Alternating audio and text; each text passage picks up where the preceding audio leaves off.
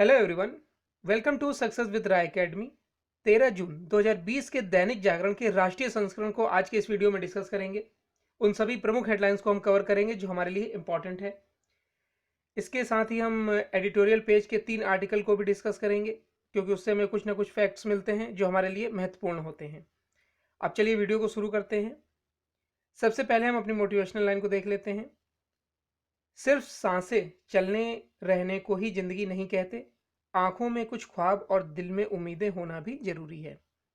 देखिए, एक सामान्य जिंदगी होती है जो आप जी रहे हैं, या फिर आप सोच रहे हैं हाँ मैं तैयारी कर रहा हूँ, इस पद पर पहुंचूंगा, या फिर पढ़ते जा रहे हैं, सफलता मिल रही है नहीं मिल रही है, और लेकिन आप प्रयास करते जा रहे हैं।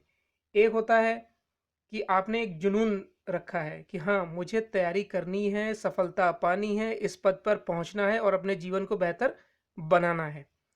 उसे ही जुनून बोलते हैं। ख्वाब और दिल में उम्मीदें भी रखना इसीलिए जरूरी बोला गया है ताकि आप अपने जुनून को पा सकें। तो अब आज के न्यूज़पेपर को शुरू करते हैं। सबसे पहले नेशनल न्यूज़ देख लेते हैं कौन कौन सी है हमारे लिए। पहली न्यूज़ है नेशनल पेज पर, सुप्रीम कोर्ट ने कहा दिल्ली के हालात दहला देने वाले। इलाज में जो लापरवाही दिख रही है, न्यूज़ चैनलों में भी दिखाया गया है, उसको लेकर है ये न्यूज़।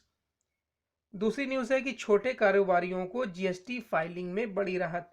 ये है न्यूज़ इकोनॉमी पेज की, लेकिन ये दैनिक जागरण के पहले पेज पर दिया हुआ है, इसलिए इसको भी हम डिस्कस करेंगे। और कोरोना मामले के दोगुने होने का समय बढ़कर हुआ 17.4 दिन। पहले यह 3.4 दिन में हुआ करता था। तो अब पहली न्यूज़ से शुरू करते हैं। सुप्रीम कोर्ट ने कहा दिल्ली के हालात दहला देने वाले।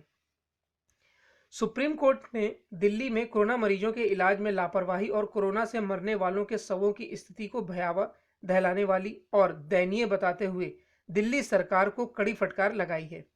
कोर्ट ने कहा है कि सरकार की जिम्मेदारी सिर्फ बिस्तरों की संख्या बढ़ाने भर से पूरी नहीं होती, बल्कि पर्याप्त संसाधन और मरीजों की देखभाल करने वाला स्टाफ भी मुहैया कराना भी उनकी जिम्मेदारी के अंतर्गत आता है।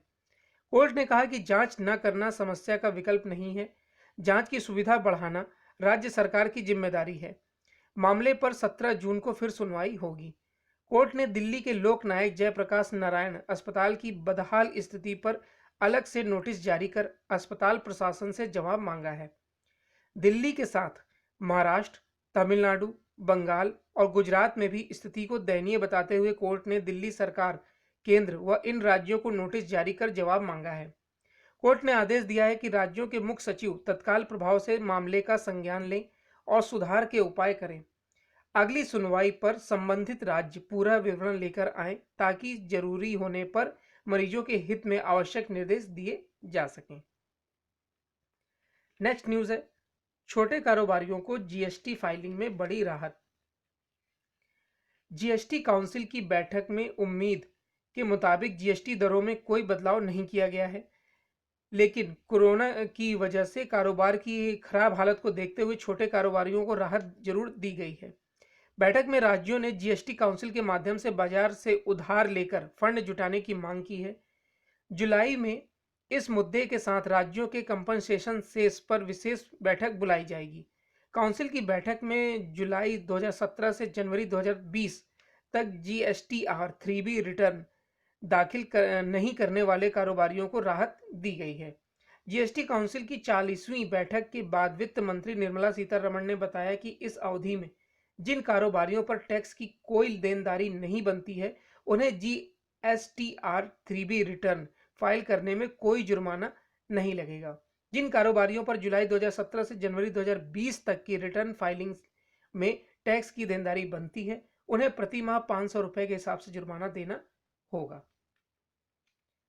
नेक्स्ट न्यूज़, कोरोना मामले के दोगुने होने का समय बढ़कर हुआ 17.4 दिन।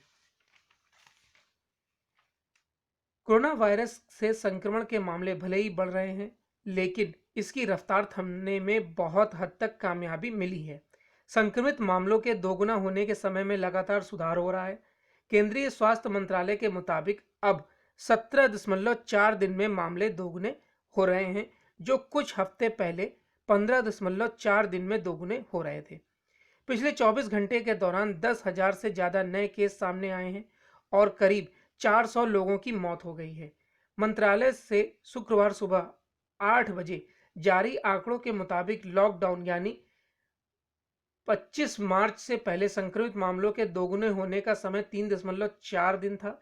कुछ हफ्ते पहले यह सुधरकर 15.4 दिन हो गया था और अब यह 17.4 दिन हो गया है। तो ये नेशनल पेज की 3 इंपॉर्टेंट न्यूज़ थी। अब नेक्स्ट पेज पर आते हैं। नेक्स्ट पेज है हमारा इंटरनेशनल पेज। इंटरनेशनल पेज में कौन कौन सी इंपॉर्टेंट न्यूज़ हैं वो हम देखते हैं।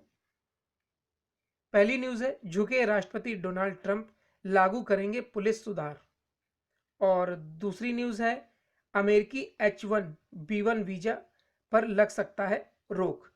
और तीसरी न्यूज़ है, दुनिया के कुछ और देशों ने बढ़ाया राहत भरा कदम। तो पहली न्यूज़ से शुरू करते हैं। झुके राष्ट्रपति डोनाल्ड ट्रंप लागू करेंगे पुलिस सुधार। प्रदर्शनकारियों के बढ़ते दबाव के चलते झुके हुए अमेरिकी राष्ट्रपति डोनाल्ड ट्रंप ने पुलिस सुधारों की बात मान ली है। उन्होंने कहा कि इस संबंध में शासकीय आदेश को अंतिम रूप दिया जा रहा है, जिससे पुलिस विभाग बल प्रयोग के लिए मौजूदा पेशेवर मानकों पर खरा उतर सके। मिनीपोलिस में 25 मई को पुलिस हिरासत में अश्वेत जॉर्ज फ्लॉयड की मौत के बाद पुलिस सुधारों को लेकर देशव्यापी धरना प्रदर्शन का दौर शुरू हुआ था। ट्रंप ने डलास में एक बैठक के दौरान कहा, 2 हफ्ते पहले जो हुआ उसे देश की प्रतिष्ठा को नुकसान पहुंचा है। पिछले 2 हफ्तों में लोग मारे गए और यह अत्यधिक डरावना और अनुचित है। इनमें से कई पुलिस अधिकारी थे। यह बहुत ही खराब स्थिति थी। मैं इसे दोबारा नहीं देखना चाहता हूं। नेक्स्ट न्यूज़ है, अमेरिका H1B वीजा पर लगा सकता है रोक। अमेरिकी राष्ट्रपति डोनाल्ड ट्रंप H1B वीजा समेत रोजगार देने वाले अन्य वीजा पर रोक लगाने पर विचार कर रहे हैं। अगर ऐसा होता है तो सबसे ज़्यादा नुकसान भारत का होगा, क्योंकि भारत के हजारों IT पेशावरों के बीच सबसे ज़्यादा मांग इसी वीजा की है।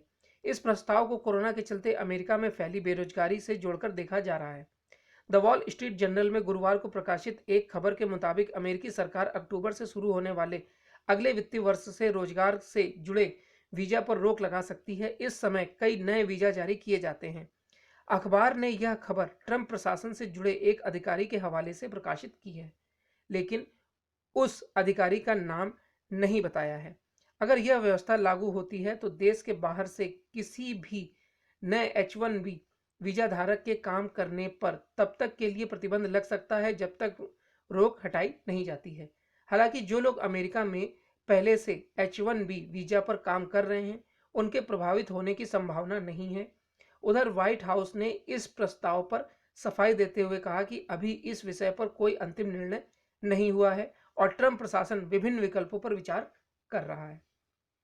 नेक्स्ट न्यूज़ है,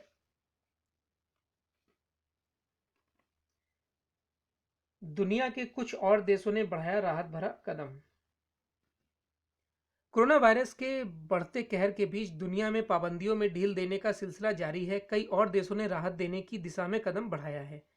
कोरोना की मार धीमी पड़ने पर जापान विदेशियों को अपने देशों में आने की अनुमति देने की तैयारी कर रहा है। न्यूजीलैंड ने ऐलान किया है कि वह कुछ समुद्री जहाज़ों को प्रवेश की इजाज़त देगा।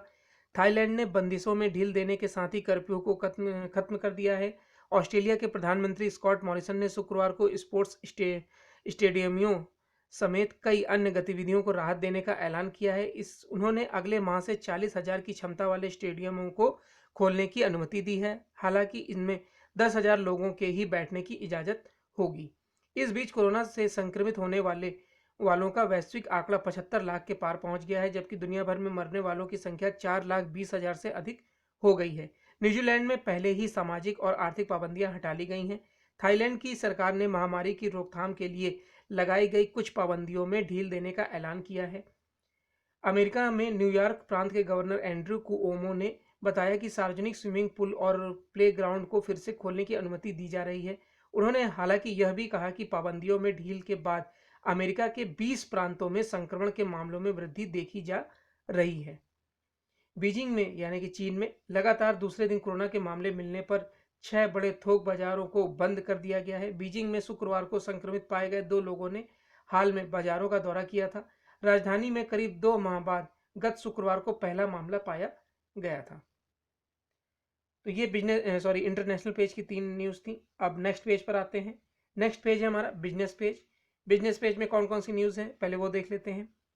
पहली न्यूज़ है पेट्रोलियम उत्पादों पर राजस्व संग्रह का बोझ, ये भोज नहीं यहाँ बोझ होगा। पहली बार 500 अरब डॉलर हुआ विदेशी मुद्रा भंडार। तो अपनी पहली न्यूज़ को देखते हैं। पेट्रोलियम उत्पादों पर राजस्व संग्रह का बोझ। अब यह साफ होता जा रहा है कि सरकार के पास पेट्रोलियम उत्पादों से राजस्व बढ़ाने के अलावा और कोई चारा नहीं रह गया है।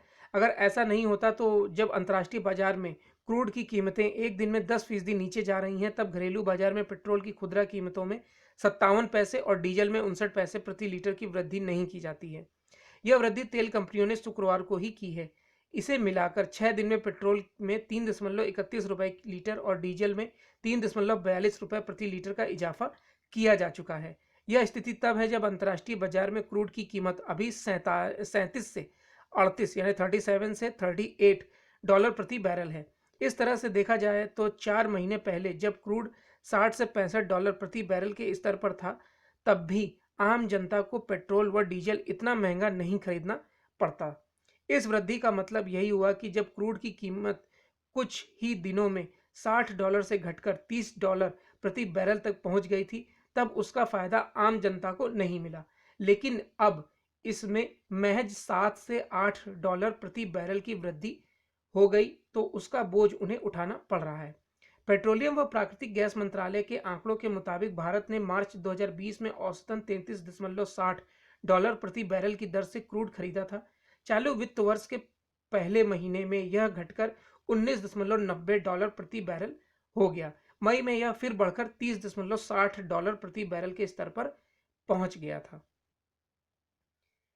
नेक्स्ट न्यूज़ है पहली बार 500 अरब डॉलर हुआ विदेशी मुद्रा भंडार। कोरोना संकट के चलते बढ़े आर्थिक संकट के बीच विदेशी मुद्रा भंडार के मोर्चे पर अच्छी खबर है। 5 जून को खत्म हुए सप्ताह के अंत में देश का विदेशी मुद्रा भंडार 822 अरब डॉलर यानी करीब 60,000 करोड़ रुपए से बढ़कर 501.70 अरब डॉलर यानी वर्तमान भाव पर करीब 37.62 लाख करोड़ रुपए के रिकॉर्ड स्तर पर पहुंच गया है। इससे पहले 29 मई को खत्म हुए सप्ताह के दौरान इसमें 344 करोड़ डॉलर करीब 24,000 करोड़ रुपए का इजाफा हुआ था। उस समय देश का कुल विदेशी मुद्रा भंडार 49,348 करोड़ डॉलर था। समीक्षाधीन अवधि के दौरान कुल रिजर्व में फॉरेन करेंसी एसेट का हिस्सा सबसे ज्यादा था। इस दौरान 842 करोड़ डॉलर FCA के रूप में विदेशी मुद्रा भंडार से जुड़े और 463.63 अरब डॉलर का पर पहुंच गया था। तो ये बिजनेस पेज की 2 इंपॉर्टेंट न्यूज़ थी। अब नेक्स्ट पेज पर आते हैं। नेक्स्ट पेज है एडिटोरियल पेज। एडिटोरियल पेज में हर बार की तरह 3 आर्टिकल हैं हमारे लिए। पहला आर्टिकल है कोरोना के बाद की दुनिया, यानी कि कोरोना के बाद दुनिया में कितना बदलाव आएगा, हम पर उसका क्या असर पड़ेगा। तो मौजूदा संकट ने शिक्षा के क्षेत्र में ढांचागत सुधारों के लिए जो अवसर प्रदान किए हैं उसे गंवाना नहीं चाहिए, क्योंकि उनके जरिए ही हम भविष्य को बेहतर बना सकते हैं। और इसी पर लिखा गया है यह आर्टिकल, और यह आर्टिकल लिखा है दैनिक जागरण के संपादक तरुण गुप्त द्वारा। दूसरा आर्टिकल है हमारा राजधर्म की मिसाल कायम करते योगी। प्रदेश में प्रतिदिन लगभग 24 लाख लोगों को मनरेगा के तहत उनके गांव में ही रोजगार मिल रहा है, और इसी पर लिखा गया है यह आर्टिकल लिखा है भाजपा के उत्तर प्रदेश अध्यक्ष स्वतंत्र देव सिंह। अब ये भाजपा के ही हैं, तो जाहिर सी बात है कि पॉलिटिकल आर्टिकल है और ये भाजपा का ही फेवर करेंगे। देखेंगे इसमें कौन से फैक्ट्स बनते हैं, ज़्यादा इंपॉर्टेंट आर्टिकल नहीं है ये। और तीसरा है चरमराता स्वास्थ्य ढांचा। जिस तरीके से कोरोना संकट की चपेट में आए लोगों के उपचार में लापरवाही अब बरती जा रही है, उसको देखकर ही यह लिखा गया है तीसरा आर्टिकल। तो पहले आर्टिकल से शुरू करते हैं। पहला आर्टिकल है कोरोना के बाद की दुनिया। लॉकडाउन के बाद जब देश अनलॉक होने की प्रक्रिया में है, तो अधिकांश लोग राहत और बेचैनी की मिश्रित भावनाओं से भरे हुए हैं। हमारे यहाँ दुनिया का सबसे सख्त लॉकडाउन हुआ। विशेषज्ञ इस अप्रत्याशित कदम से गुण दोष की विवेचना यानी दोनों को ही इस आंकड़ों के तहत ले रहे हैं। लॉकडाउन के बाद तमाम क्षेत्रों में व्यापक परिवर्तन की संभावना बनती दिख रही है। इसमें सबसे महत्वपूर्ण क्षेत्रों में से एक है शिक्षा। यदि हम विकसित देशों की बराबरी करना चाहते हैं तो हमारे लिए अपने मानव संसाधन ढांचे को बेहतर बनाना अनिवार्य होगा। इसमें निर्णायक पहलू यही होगा कि हमें अपने शैक्षणिक मापदंड सुधारने होंगे। यह कहने के लिए आपको भविष्यवक्ता होने की जरूरत नहीं है कि अब ऑनलाइन शिक्षा के विचार को मूर्त रूप लेने का समय आ गया है। हालांकि इंटरमीडिएट तक स्कूली स्तर पर परंपरागत शिक्षा का कोई विकल्प नहीं हो सकता है। बच्चे केवल एकेडमिक ज्ञान के लिए ही नहीं बल्कि तमाम जीवन कौशल सीखने के लिए भी स्कूल जाते हैं। फिर भी यहाँ ऑनलाइन शिक्षा के कई लाभ मिल सकते हैं। भारत में त्योहार, चुनाव और तमाम मौसमी कारणों से स्कूली शैक्षणिक गतिविधियों में नियमित रूप से गतिरोध पैदा होता रहता है। बीते कुछ वर्षों में से प्रदूषण ने भी स्कूली कैलेंडर को प्रभावित करना शुरू कर दिया है। ऐसी स्थिति में ऑनलाइन शिक्षा भले ही आदर्श ना हो, लेकिन उसके द्वारा उपलब्ध कराई जाने वाली निरंतरता अवश्य कुछ वैकल्पिक भरपाई करेगी। अपने शिक्षा तंत्र में व्याप्त कमजोरियों पर अब हम और आंखें नहीं मूंद सकते हैं। हमें पाठ्यक्रम को नए सिरों से गढ़ना होगा और पढ़ाई के तौर तरीकों और परीक्षा तकनीक में भी जरूरी परिवर्तन करने होंगे। देखिए, अगर परीक्षा प्रणाली के दृष्टिकोण से हम अपनी शिक्षा प्रणाली को यानी भारत की शिक्षा प्रणाली को देखें तो वो और देशों के मुकाबले काफ़ी लचर है और पिछड़ी हुई है। आज भी ग्रामीण इलाकों में ना तो अच्छे शिक्षक हैं, ना शिक्षा का माहौल है और ना शिक्षा के संसाधन हैं। शिक्षक भी ऐसे हैं जो खुद उतना ज्ञान नहीं रखते हैं कि वो अपने विद्यार्थियों को उचित ज्ञान दे सकें। आपने कई बार वीडियोस में, यूट्यूब वीडियोस में भी देखा होगा कि कई ऐसे शिक्षक मिल जाते हैं जिन्हें जनवरी फरवरी की स्पेलिंग तक नहीं आती है। अब आप उनसे क्या उम्मीद करेंगे कि वो हमारे भविष्य का निर्माण क्या करेंगे, जो भविष्य के जो विद्यार्थी हैं उन्हें क्या पढ़ाएंगे। तो ऐसी कई चुनौतियां हैं जो आगे आने वाले समय में हमें फेस करना है, शिक्षा प्रणाली को फेस करना है। शिक्षा को बेहतर बनाने के लिए सबसे पहले तो उचित शिक्षा जो शिक्षक होते हैं उनकी ज़रूरत होगी, जो अधिक पढ़ा सकें या फिर अधिक शिक्षित हों। ऐसे शिक्षकों की ज़रूरत होगी जो हर माहौल में यानी ग्रामीण इलाकों में भी विद्यार्थियों को जाकर शिक्षा दे सकें। वैसे माहौल को भी बनाना होगा। अभिभावकों को जागरूक करना होगा कि वो अपने बच्चों को विद्यालय भेजें, क्योंकि ग्रामीण इलाकों में ऐसा अभी भी नहीं है। कुछ ही अभिभावक विद्यार्थियों को यानी अपने बच्चों को विद्यालय भेजते हैं। इंफ्रास्ट्रक्चर की कमी है। जहाँ विद्यालय हैं या तो उनके पास छत नहीं है, वो बाहर बैठ के पढ़ते हैं। और अब जैसा कि देखते होंगे आप, शहरों में जितने भी प्राइवेट स्कूल हैं वहाँ डिजिटल बोर्ड यूज़ होता है, और वहीं आप ग्रामीण इलाकों में चले जाएं तो बोर्ड छोड़िए, कुर्सी तक नहीं है शिक्षकों के पास और विद्यार्थियों के पास बैठने के लिए। तो ये एक बहुत बड़ा गैप है जो शिक्षा को या हमारे देश में एक उचित मार्ग पर ले जाने से रोकता है। तो हमें ये सब प्रयास करने होंगे ताकि हम अपनी शिक्षा प्रणाली को बेहतर बना सकें। कोविड-19 महामारी को लेकर तमाम कहावतें कही जा रही हैं, जिनमें से अधिकांश परिवर्तन से जुड़ी हैं।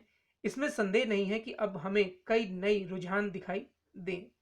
फिर भी जब हम कोलाहल शांत होगा तब यह देखेंगे कि जहां परिवर्तन एक शाश्वत नियम है, वहीं यह तथ्य भी उतना ही ठोस है। अपने अस्तित्व के साथ ही मानव ने आपदाओं का सामना किया है और उसके क्रमिक विकास की प्रक्रिया कभी बाधित नहीं हुई है। एक आम कहावत है कि चीजें जितनी बदलती हैं उतनी ही वे मूल रूप से कायम भी रहती हैं।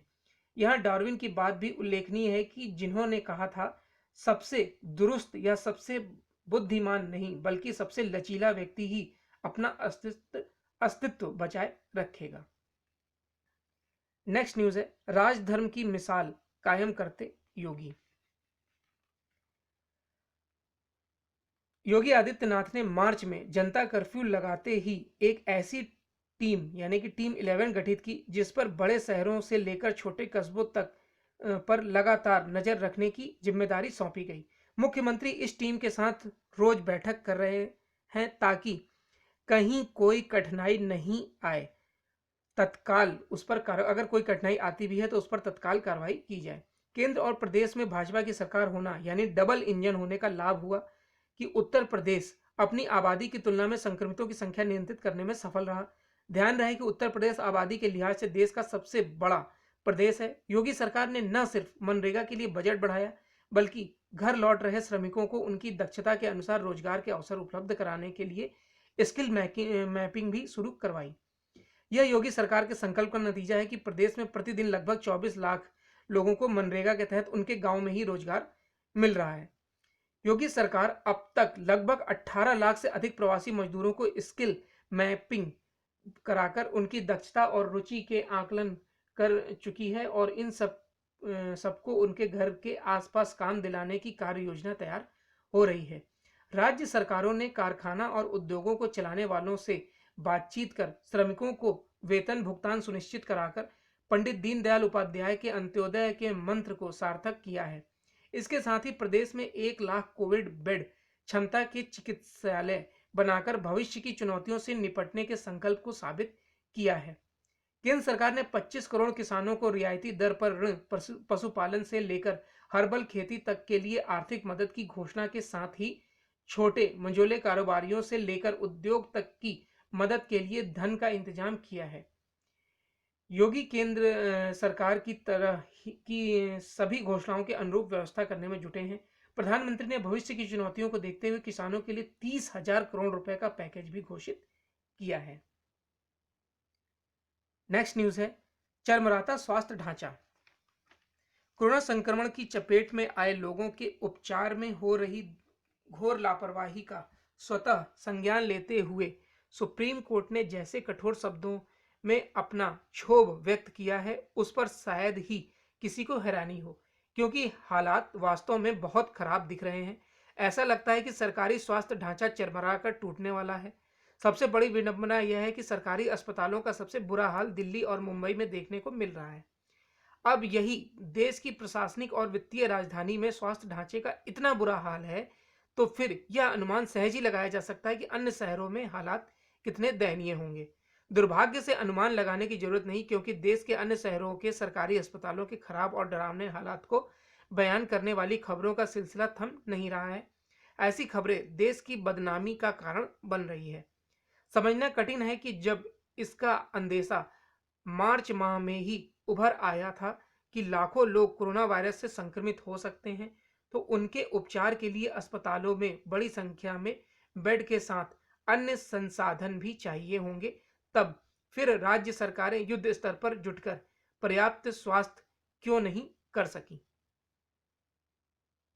तो ये एडिटोरियल पेज के 3 आर्टिकल थे। अब नेक्स्ट पेज पर आते हैं। नेक्स्ट पेज है हमारा स्पोर्ट्स पेज। स्पोर्ट्स पेज में हमारे लिए एक न्यूज है, अगस्त तक कोई सीरीज नहीं खेलेगी टीम इंडिया। भारतीय क्रिकेट कंट्रोल बोर्ड ने कोविड-19 महामारी के खतरे को देखते हुए शुक्रवार को भारतीय क्रिकेट टीम का अगस्त में जिम्बाब्वे के संक्षिप्त दौरे को रद्द कर दिया है। ऐसे में साफ हो गया है कि भारतीय टीम अब अगस्त तक कोई भी सीरीज नहीं खेलेगी। इस फैसले की उम्मीद थी, क्योंकि गुरुवार को श्रीलंका क्रिकेट ने घोषणा की थी कि भारत का जून जुलाई में सीमित ओवरों का दौरा अनिश्चित काल के लिए स्थगित कर दिया गया है। बीसीसीआई के सचिव जय शाह ने कहा, भारतीय क्रिकेट टीम कोविड-19 महामारी के मौजूदा खतरे को देखते हुए जिम्बाब्वे का दौरा नहीं करेगी। जिम्बाब्वे में 22 अगस्त 2020 से 3 वनडे की सीरीज खेली जानी थी। तो ये आज का यानी कि 13 जून 2020 का दैनिक जागरण का राष्ट्रीय संस्करण था। आई होप आपको वीडियो अच्छा लगा होगा। अगर आपको वीडियो अच्छा लगा हो तो लाइक और शेयर कर दीजिएगा। वीडियो देखने के लिए धन्यवाद।